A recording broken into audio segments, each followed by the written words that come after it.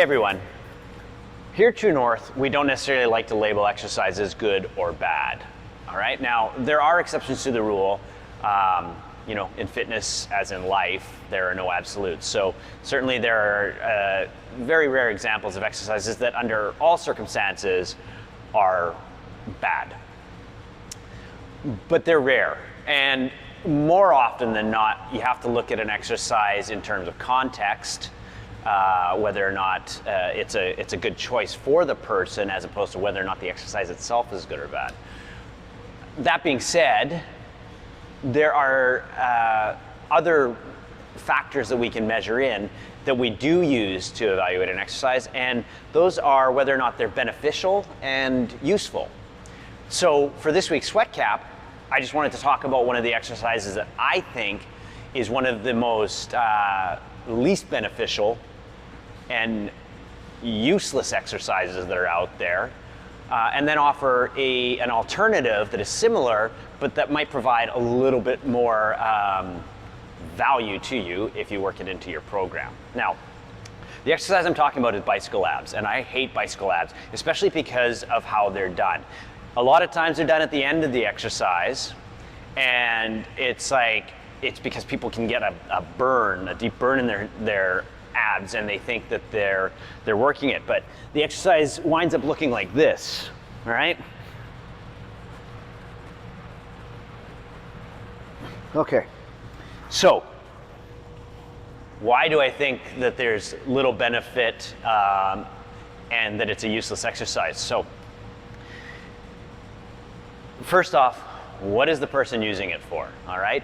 If they are using it as some sort of functional or performance-driven movement, there's very little that is going to be provided flailing in a crunched up position on your back. If they're using it to get their six-pack, to make their six-pack pop, like any other core exercise, that's not the answer. It's not going to make your abs pop. That goes to nutrition. And if it's to build strength, there's no load on it. You're holding it in an isometric position, and it's in the shortest position, which adds to, if you actually want to build your abs up, you're working it in the most contracted position that it can be, and there's virtually no load on it, all right? So for all of those reasons, just stop using it. I can't think of a reason to work that into your program. However, there is a variation on the sit-up called the sprinter sit-up, which is similar in general movement to the bicycle abs and does provide a lot more of those things that we're talking about. Now, it's not going to do a lot in terms of strength because there's not a great deal of load on it.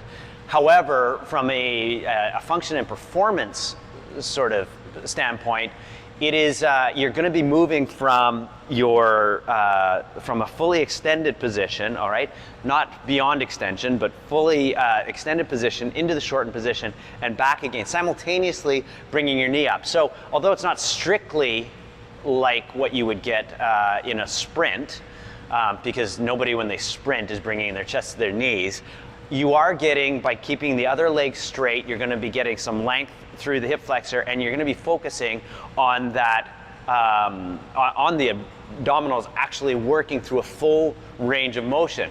Add into it a little bit of speed and an alternating pattern, and it's actually a very challenging exercise, and there just is a little bit more transfer over to sport or performance. Now, again, if it's to develop a six-pack, it doesn't matter what exercise you're doing. This is not better or worse than any other exercise for developing the aesthetic of six-pack. But like I said, in terms of carryover into sport or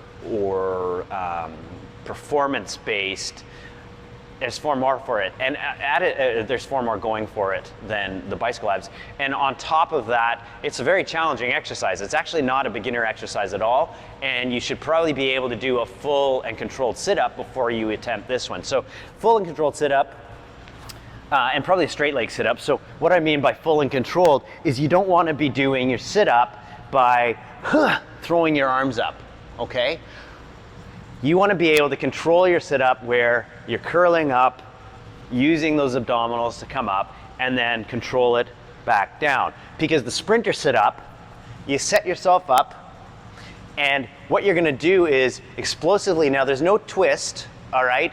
You're gonna bring the leg up, and you're gonna bring the opposite arm up like you would in a run. And it's gonna be, the other leg is gonna stay straight. So keep it straight as you come up, and bring that chest to the knee, and then back down. And then you can go to the other side, and then back down.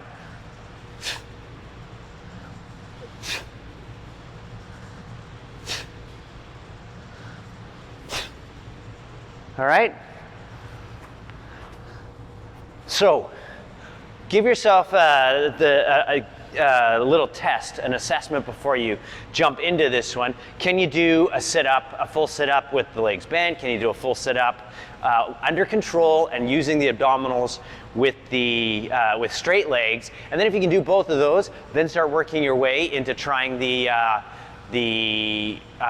sprinter sit-up. Now remember, there's no crossover. We're not doing a twist, all right? You're just coming straight up and bringing your chest to your knee. Okay, give it a try. If you pass those the benchmarks, and let us know how it goes. If there are any other exercises you want to know a little bit about, leave that in the comment. And as always, train smart, train hard, keep fit, and have fun.